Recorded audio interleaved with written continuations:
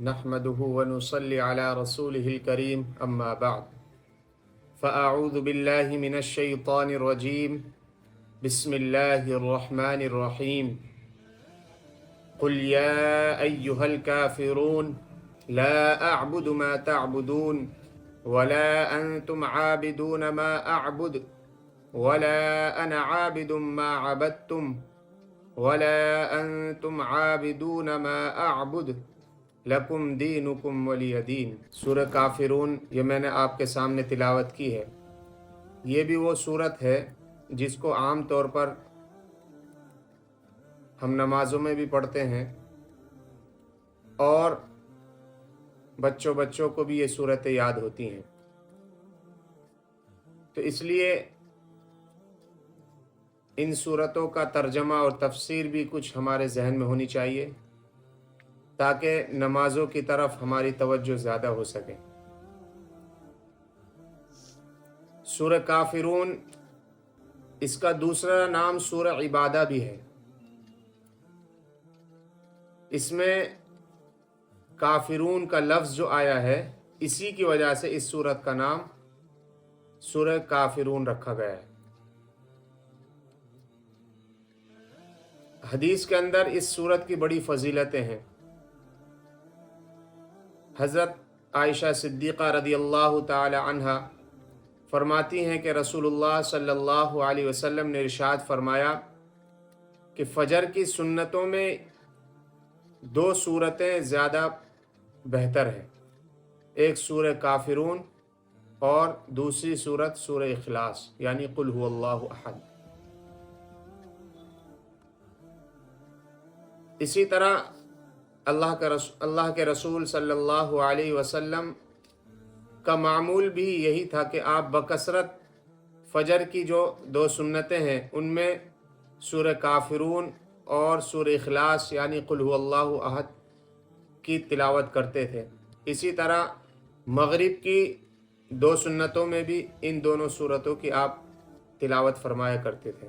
بعض صحابہ کرام نے رسول اللہ صلی اللہ علیہ وسلم سے فرمایا کہ آپ ہمیں کوئی دعا بتلا دیجئے جو ہم سونے سے پہلے پڑھا کریں، تو آپ نے فرمایا سورہ کافرون پڑھا کرو کیونکہ یہ شرک سے برات ہے، یعنی اگر کوئی شخص اس سورت کو پڑھ کر سوئے اور اگر اس کا انتقال ہو جائے تو وہ ایمان کی حالت میں اس دنیا سے جائے گا۔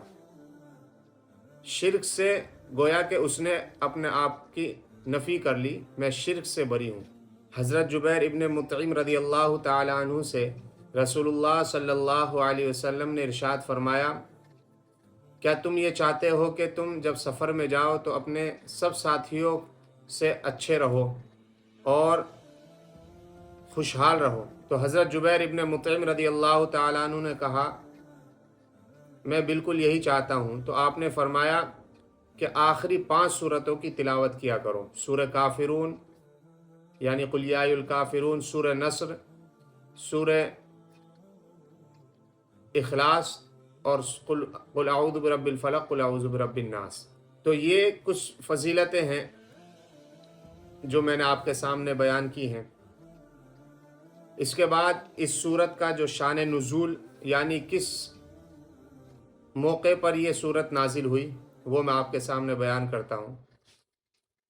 اللہ کے رسول صلی اللہ علیہ وسلم نے جب مکہ مکرمہ میں دین کی دعوت دی اور آپ نے مشرکین مکہ کو اللہ کی دین کی طرف بلایا تو بہت سے لوگوں نے آپ کی بات مان لی اور ایمان لے آئے، لیکن جو بڑے بڑے سردار تھے جو غرور و تکبر میں پیوست تھے، ان کے اندر غرور و تکبر کوٹ کوٹ کر بھری ہوئی تھی، انہوں نے آپ کی بات ماننے سے انکار کر دیا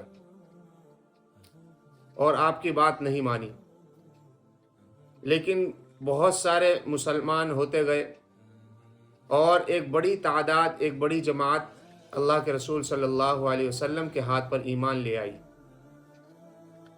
جب ان کافروں نے دیکھا کہ کبھی ایسا نہ ہو کہ ہماری سرداریت ختم ہو جائے، ہمیں سردار ماننا چھوڑ دیں، تو انہوں نے چاہا کہ ہم اللہ کے رسول صلی اللہ علیہ وسلم کے پاس جا کر کچھ باتیں رکھیں۔ تو ان کافروں میں سے بڑے بڑے سردار تھے، جیسے کہ ولید ابن مغیرہ، عاص ابن وائل، اسود ابن عبد المطلب، اسی طرح امیہ ابن خلف۔ یہ بڑے بڑے سردار تھے، یہ آپ علیہ الصلاۃ والسلام کی خدمت میں حاضر ہوئے، اور انہوں نے آپ صلی اللہ علیہ وسلم سے سب سے پہلے پیش یہ بات کہی کہ آپ جو ہے 1 سال ہمارے معبودوں کی عبادت کر لیں، اور 1 سال ہم آپ کے معبود کی عبادت کر لیں گے، تاکہ ہم میں آپس میں جو اختلاف ہے، جو آپس میں لڑائیاں ہیں، وہ سب ختم ہو جائیں گی۔ آپ ہمارے معبود کی عبادت کر لیں 1 سال، یا 1 سال ہم آپ کے معبود کی عبادت کر لیں گے۔ تو جب اللہ کے رسول صلی اللہ علیہ وسلم نے یہ بات سنی تو آپ نے فوراً انکار کر دیا، آپ نے بالکل منع کر دیا کہ یہ ہرگز نہیں ہو سکتا۔ تو انہوں نے سوچا کہ پھر انہوں نے دوسری آپ کے سامنے بات رکھی اور کہا کہ چلو آپ ایک کام کریں کہ جب آپ بیت اللہ میں داخل ہوں، اس وقت مکہ کے اندر 360 بتیں تھی، تو آپ جب بیت اللہ میں داخل ہو تو ہمارے معبودوں کو صرف ہاتھ لگا دیں۔ اللہ کے رسول صلی اللہ علیہ وسلم نے اس سے بھی منع فرما دیا۔ پھر آخری بات انہوں نے آپ کے سامنے رکھی اور کہا کہ آپ کو ہم اتنا مال دیں گے، اتنا مال دیں گے کہ آپ پورے مکہ کے اندر مالدار ہو جائیں گے، اور مکہ کے اندر جو سب سے خوبصورت لڑکی ہوگی اس کا نکاح آپ سے کرا دیں گے، بس آپ اتنا کریے کہ ہمارے معبودوں کی عبادت کرنے سے منع مت کریے، یعنی خاموش رہیے، یہ نہ کہے کہ اس بت کی عبادت مت کرو، ان بتوں کی عبادت مت کرو، آپ خاموش رہنا۔ اللہ کے رسول صلی اللہ علیہ وسلم پر اس وقت یہ سورت نازل ہوئی۔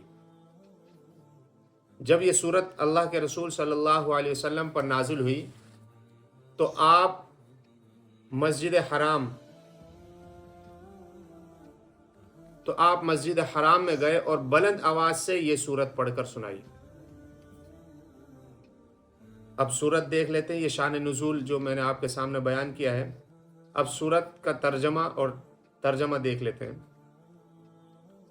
بسم اللہ الرحمن الرحیم، شروع کرتا ہوں میں اللہ کے نام سے جو بڑا مہربان نہایت رحم کرنے والا ہے۔ یہ سورہ کافرون مکی ہے، مکہ مکرمہ میں، یعنی ہجرت سے پہلے یہ سورت نازل ہوئی۔ اس سورت کے اندر 6 آیتیں ہیں۔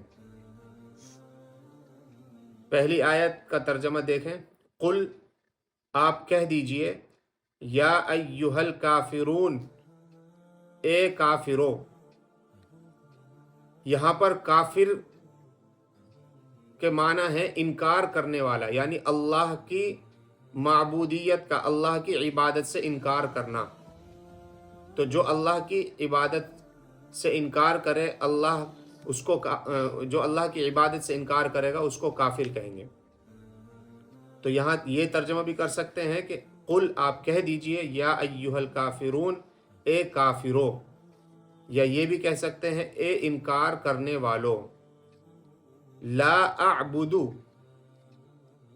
میں عبادت نہیں کرتا، ما تعبدون، اس کی جس کی تم عبادت کرتے ہو۔ اے نبی، آپ ان کافروں سے کہہ دیجئے کہ میں عبادت نہیں کرتا ہوں اس کی جس کی تم عبادت کرتے ہو۔ ولا انتم عابدون، اور نہ ہی تم عبادت کرتے ہو اس کی جس کی میں عبادت کرتا ہوں، کیونکہ اللہ کے رسول صلی اللہ علیہ وسلم تو اللہ کی عبادت کرتے تھے، اور کافر اللہ کی عبادت ایک نہ ایک درجے میں کرتے تھے لیکن اللہ کے ساتھ شریک ٹھہراتے تھے۔ تو اس لیے گویا کہ وہ حقیقتاً اللہ کی عبادت نہیں کر رہے ہیں، کیونکہ اللہ کی عبادت تو اسی وقت ہوگی جب کہ صرف اللہ ہی کے لیے ہوگی۔ اگر اللہ کے ساتھ کسی کو شریک ٹھہرا دیا تو اللہ کی عبادت نہیں ہے، کیونکہ یہاں پر عبادت کہیں گے اسی کو جو صرف اللہ کے لیے ہو۔ اب وہ کافر تو اللہ کی تو عبادت کرتے تھے لیکن ساتھ میں بتوں کی بھی کرتے تھے، تو اس لیے یہاں پر یہ کہا گیا ہے کہ میں عبادت نہیں کرتا ہوں اس کی جس کی تم عبادت کرتے ہو، اور نہ ہی تم عبادت کرتے ہو اس کی جس کی میں عبادت کرتا ہوں۔ آگے فرماتے ہیں اللہ تعالیٰ وَلَا أَنَا عَابِدٌ، اور نہ میں آئندہ عبادت کروں گا۔ کبھی تم اس گمان میں ہو، کبھی تم اس میں ہو کہ ہو سکتا ہے آگے چل کے ہماری بات مان لے اور ہماری بتوں کی عبادت کر لے، لیکن اللہ کہہ رہے ہیں وَلَا أَنَا عَابِدٌ، آپ کہہ دیجئے کہ میں نہ آئندہ عبادت کروں گا اس کی جس کی تم عبادت کرتے ہو، یعنی میں تمہارے معبودوں کی آئندہ بھی عبادت نہیں کروں گا، فی الحال بھی نہیں کر رہا ہوں اور آئندہ بھی نہیں کروں گا۔ وَلَا أَنْتُمْ عَابِدُونَ، اور نہ تم آئندہ عبادت کرو گے اس کی جس کی میں عبادت کرتا ہوں۔ وَلَا أَنْتُمْ عَابِدُونَ، اور نہ ہی تم عبادت کرو گے ما اعبد، اس ذات کی جس کی میں عبادت کرتا ہوں۔ اب یہاں پر یہ بات ذہن میں آئے گی کہ مکہ کے اندر تو اس وقت تو کافر تھے، بہت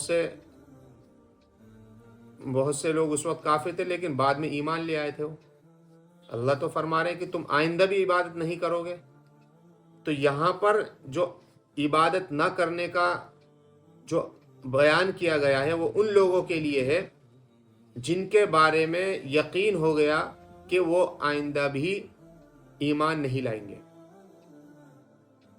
جیسا کہ یہ پیشکش کرنے کے لیے جو آئے تھے، جو اللہ کے رسول کے پاس آئے تھے، ولید ابن مغیرہ اور امیہ ابن خلف، تو یہ تمام وہ تھے کہ جو کفر کی حالت پر مر گئے، تو اس لیے یہ ان لوگوں کو بھی ہے کہ تم آئندہ بھی عبادت نہیں کرو گے اس ذات کی جس کی میں عبادت کرتا ہوں۔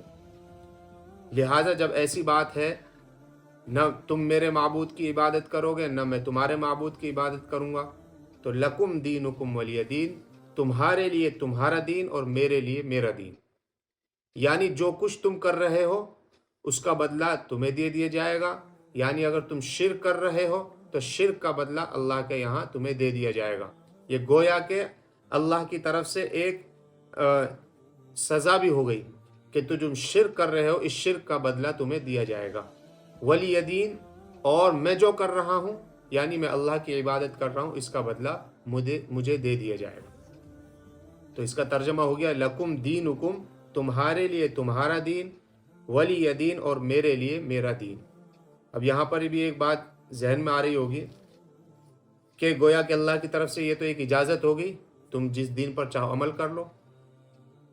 نہیں، اجازت نہیں ہے، کیونکہ دوسری جگہ قرآن کریم میں اللہ تعالیٰ فرماتے ہیں ان الدین عند اللہ الاسلام، کہ اللہ کے نزدیک جو مذہب ہے، اللہ کے نزدیک جو دین ہے وہ دین اسلام ہے۔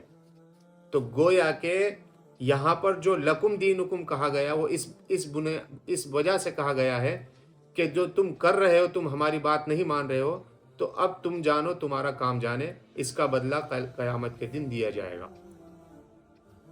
تو یہ سورہ کافرون کی کچھ ترجمہ اور تفسیر بیان کی گئی تھی، امید ہے کہ آپ اچھی طرح سمجھ گئے ہوں گے۔ ایک بار ہم اور ترجمہ دیکھ لیتے ہیں۔ قل، آپ فرما دیجیے، یا ایھا الکافرون، اے انکار کرنے والو، اے کافرو، لا اعبد، میں عبادت نہیں کرتا ہوں، ما تعبدون، اس کی جس کی تم عبادت کرتے ہو، ولا انتم عابدون، اور نہ تم عبادت کرتے ہو اس کی جس کی میں عبادت کرتا ہوں، ولا انا عابد ما عبدتم، اور نہ میں آئندہ عبادت کروں گا اس کی جس کی تم عبادت کرتے ہو، ولا انتم عابدون، اور نہ ہی تم آئندہ عبادت کرو گے اس ذات کی جس کی میں عبادت کرتا ہوں۔ لکم دینکم ولی دین، تمہارے لیے تمہارا دین اور میرے لیے میرا دین۔ تو یہ ترجمہ اور تفسیر تھی میں نے آپ کے سامنے جو بیان کی ہے۔ امید ہے کہ آپ کو یہ تفسیر اور ترجمہ سمجھ میں آیا ہوگا۔ ہم سب کے لیے دعا کریں، جو بیمار ہیں اللہ تعالیٰ ان سب کو شفا عطا فرمائے، اور فلسطینی مسلمانوں کے لیے بھی خصوصاً دعا کریں کہ اللہ تعالیٰ ان کی بھی حفاظت فرمائے۔ وما علینا الا البلاغ۔